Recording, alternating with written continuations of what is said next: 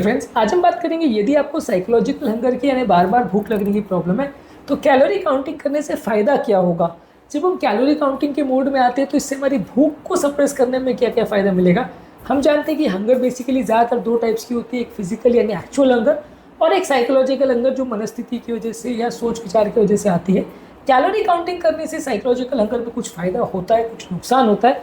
आज हम फोकस करेंगे फ़ायदों पर कि क्या क्या फ़ायदे हो सकते हैं यदि आप रेगुलरली कैलोरी काउंटिंग कर रहे हैं तो भूख को सप्रेस करने में और साइकोलॉजिकल भूख को सप्रेस करने में क्या क्या बेनिफिट्स होंगे। टॉपिक पर जाने से पहले जो लोग हमारे चैनल पर नए हैं उन्हें रिक्वेस्ट करूँगा कि चैनल को सब्सक्राइब करें, वीडियोस को लाइक करें, शेयर करें, फॉलो करें, कमेंट करें, पूरा देखें।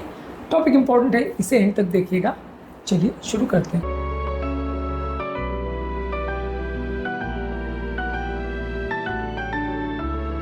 तो ये आपको ओवरऑल एक ट्रेन करता है कि आपका रियल और इमोशनल हंगर में आपको कैलकुलेट करने में और उसके में डिफ्रेंशिएट करने में थोड़ा सा ट्रेनिंग मिल जाती है। क्योंकि अगर आप कैलोरी काउंटिंग कर रहे हो और दिन भर की आप कैलोरी ट्रैकिंग कर रहे हो तो आप खुद ही दिमाग से पूछोगे कि मेरा दिन भर में 800 कैलोरी हो गया, मेरा टारगेट 1200 या 1400 कैलोरी का है, अभी मैं जो ये खाना खाना चाहता हूँ वो ठीक है कि नहीं, क्या मुझे खाना चाहिए कि नहीं, क्या ये हंगर मेरी एक्चुअली बॉडी की फिजिकल डिमांड है या सिर्फ मैं बोर हो गया हूँ या स्ट्रेस में हूँ या क्रेविंग में हूँ इसलिए मेरे को खाना है। तो एक कॉन्शियस ईटिंग चॉइस आप मेंटेन करते हैं। आप हर खाने से पहले थोड़ा कैलकुलेट करना चालू करोगे कि आपको कितना खाना खाना है। तो यही कारण है कि कैलोरी काउंटिंग को थोड़ा इंकरेज किया जाता है कि आप कैलोरी काउंटिंग करोगे तो थोड़ा इस तरह से भूख को कंट्रोल करने में फ़ायदा मिलेगा। आप दिन भर में कितनी कैलोरी एक्सपेंड करना है या कितनी कैलोरी यूटिलाइज करना है उसका थोड़ा सा अगर ध्यान रखेंगे तो देखना डायरेक्टली तो नहीं लेकिन इनडायरेक्टली आपकी भूख को कंट्रोल करने में मदद करेगा। जब आप बार बार काउंटिंग करोगे तो आपको खुद ही समझ में आ जाएगी कोई चीज़ पर्टिकुलर चीज़ को खाना चाहिए या नहीं खाना चाहिए और कौन सी चीज़ की आपको एक्चुअल में ज़रूरत है, कौन सी चीज़ की ज़रूरत नहीं है। इसके अलावा एक सेंस ऑफ कंट्रोल डेवलप होता है और खाने के प्रति जो एक एंग्जाइटी डेवलप हो जाती है उसको कम करता है। आपको एक सेंस ऑफ कंट्रोल मिलता है कि आपके डाइट को आप खुद मैनेज कर रहे हो रादर देन आपकी डाइट आपकी लाइफ को मैनेज कर रही है। उसके बदले आपको एक जो ओवरऑल एक साइकोलॉजिकल हंगर है उसको कंट्रोल करने में मदद मिलती है। आपको एक सेल्फ कंट्रोल की फीलिंग आती है जिसमें आप क्या खाना है, कितना खाना है और कितनी मात्रा में खाना है उसको खुद कंट्रोल करते हो। तो एक कॉन्फिडेंस डेवलप होता है व्यक्ति के अंदर में जिससे वो अपनी हंगर को बेटर कंट्रोल कर पाता है। इसके अलावा कुछ खाद्य पदार्थ जैसे कार्ब्स और फैट्स है वो आपके कैलोरी काउंटिंग की वजह से उनका डर थोड़ा कम हो जाता है और आपकी बिंज ईटिंग साइकिल्स कंपैरेटिवली कम हो जाते हैं। ओवर ईटिंग जो आप कर ले रहे हो कि एक समोसे के बदले 4 समोसे खा लिए, एक पानी पूरी के बदले या एक प्लेट पानी पूरी के बदले 4 प्लेट खा ली, उसको कंपैरेटिवली कंट्रोल करता है। आपको पता रहता है कि भाई एक समोसा मतलब 250 कैलोरी हो गए तो एक ही मैं खा सकता हूँ। अगर मैंने 4 समोसे खा लिए तो मेरा 1000 से 1200 कैलोरी हो जाएगा तो मेरा दिन भर का इक्वेशन गड़बड़ा जाएगा। तो बिंज ईटिंग कंपैरेटिवली कम होती है और ओवरऑल आपके फेवरेट फूड्स को आप खा सकते हो लेकिन ओवर ईटिंग नहीं करते हो। तो ओवरऑल जो है एक ओवर रिस्ट्रिक्टिव डाइट नहीं होती लेकिन ओवर लिबरल डाइट भी नहीं होती है। ऐसा नहीं होगा कि आप अपने लाइफ को बहुत ज़्यादा रिस्ट्रिक्ट करोगे, ऐसा भी नहीं होगा कि आप ज़रूरत से ज़्यादा खाओगे। तो थोड़ा सा एक बैलेंस स्ट्राइक करने में आपको मदद मिलती है जब आप कैलोरी काउंटिंग करते हो। इसके अलावा एक माइंडफुल ईटिंग की टेंडेंसी डेवलप होती है। हर चीज़ों में आप खाने में ये सोचते हो कि ये पर्टिकुलर चीज़ मैं खा रहा हूँ तो क्या मैं इसके लिए मेरे को ज़रूरी है खाना और क्या ये खाना खाने से मेरा भूख सेटिस्फाई हो जाएगी कि नहीं।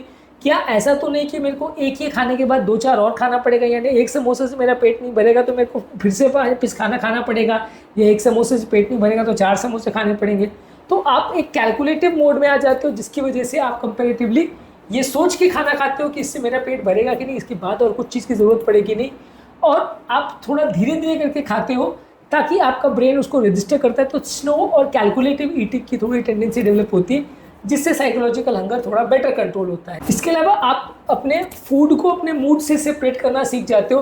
कोई चीज़ को मूड ख़राब है इसलिए खाने के बदले आप यही सोचते हो कि मेरे को ये चीज़ इसलिए खानी क्योंकि बॉडी को रिक्वायरमेंट है, मेरी कैलोरी एक्सीड नहीं होनी चाहिए।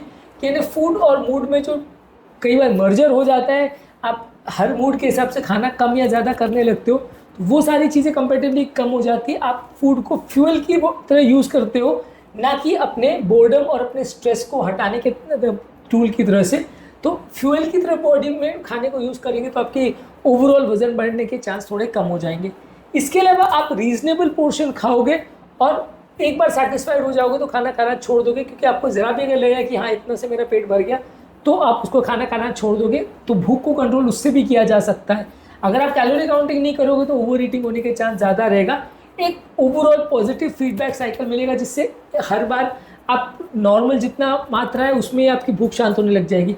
मान लीजिए आपने एक बार एक समोसा खाया और उसके साथ आपको सेटिस्फाई होना पड़ा, तो हर बार जब आप खाना खाने जाओगे तो आपको यही लगेगा कि हाँ मेरी भूख एक समोसा की ही रहती है, मेरे को उतना ही खाना है, या एक पर्टिकुलर सब्जी या एक पर्टिकुलर सूप का बाउल है वो मेरे को खाना है। यहाँ पे मैं सिर्फ समोसे की बात नहीं कर रहा हूँ, ऑब्वियसली वो एक जंक फूड है तो उससे भूख सेटिस्फाई उतनी नहीं होगी, लेकिन एक पर्टिकुलर चीज़ की अगर आपको क्रेविंग हो रही है या एक पर्टिकुलर चीज़ आपको खाना है, तो हर बार आप जब उतनी मात्रा में खाओगे तो आपको अगली बार से फीडबैक लूप आ जाएगा कि इतना खाने से मेरा पेट भर जाता है, मुझे एक बार में इतना ही खाना है, उससे ज़्यादा नहीं खाना है। तो माइंड एक तरह से सेट हो जाता है। आप ऐसा नहीं हुआ कि एक थाली के बदले 4 थाली खा के आ जाओगे, या एक डिश के बदले 4 डिश खा के आ जाओगे, एक स्वीट के बदले 4 स्वीट खा के आ जाओगे। हर बार एक माइंड को मैसेज जाता रहेगा कि एक बार में एक ही स्वीट मुझे मिलेगा, उससे ज़्यादा नहीं मिलेगा। तो माइंड एक तरह से नेचुरली सेटिस्फाइड हो जाता है कम खाना खाने के बाद भी। तो ओवरऑल फिजिकल हंगर और साइकोलॉजिकल हंगर में डिफ्रेंशिएट करने में मदद मिलती है। फूड की एंग्जाइटी कम होती है, आपकी क्रेविंग कम होती है, बिंज ईटिंग कम होती है, ज़्यादा थॉटफुल ईटिंग आप करते हो, आपके हंगर के क्यूज और एक्सपेक्टेशंस खाने से जो होते हैं वो कंपैरेटिवली कम हो जाते हैं, और हेल्दी हैबिट्स और कंसिस्टेंसी डेवलप होती है। तो ये सारी चीज़ों में यदि आप कैलोरी काउंटिंग करते हो तो आपको कुछ फ़ायदा ज़रूर मिलता है आपकी डाइट को मैनेज करने के लिए, आपकी हंगर को मैनेज करने के लिए। ऑब्वियसली हमने ऑलरेडी वीडियोस में डिस्कस किया कि हंगर को कंट्रोल करना ज़्यादा ज़रूरी है सिर्फ कैलोरी काउंटिंग से, लेकिन यदि आप साथ में हंगर भी मैनेज करो और कैलोरी काउंटिंग भी करो तो आपको ज़्यादा बेटर रिजल्ट्स मिल सकते हैं, क्योंकि कुछ चीज़ें एक्स्ट्रा फ़ायदा आपको मिल जाएंगी जब आप कैलोरी काउंटिंग करोगे। तो आपका जो है ओवरऑल मोटापा होने का चांस या वेट बढ़ने के चांस कंपैरेटिवली कम हो जाएंगे, क्योंकि आप ज़्यादा सोच विचार करके खाना खाओगे। रैंडमली कुछ भी मन करा वो खाने के बदले और कुछ भी अमाउंट में खाना खाने के बदले थोड़ा सोच विचार करके खाना को कंट्रोल करके खाओगे तो ज़्यादा अच्छे रिजल्ट्स मिलेंगे। उम्मीद करूँगा कि आज के टॉपिक में कुछ नई बातें जानने को मिली होगी। एक अलग वीडियो में हमने बात करी है कि कैलोरी काउंटिंग के क्या नेगेटिव एस्पेक्ट्स हो सकते हैं आपकी हंगर के मैनेजमेंट में, उस वीडियो को भी ज़रूर देख लीजिएगा। इसके अलावा अलग अलग तरह के हमने हंगर संबंधित टॉपिक्स किए हैं जहाँ पे हंगर के बहुत सारे एस्पेक्ट्स हमने डिस्कस किए, वो सारे वीडियोज़ आपके लिए ज़रूरी है, उनको ज़रूर चेकआउट कर लीजिएगा। उम्मीद करूँगा कि आज के टॉपिक में कुछ नई बातें जानने को मिली हो। जो लोग हमारे चैनल पर नए हैं, रिक्वेस्ट करूँगा कि चैनल को सब्सक्राइब करें, वीडियोज़ को लाइक करें, शेयर करें, फॉलो करें, कमेंट करें।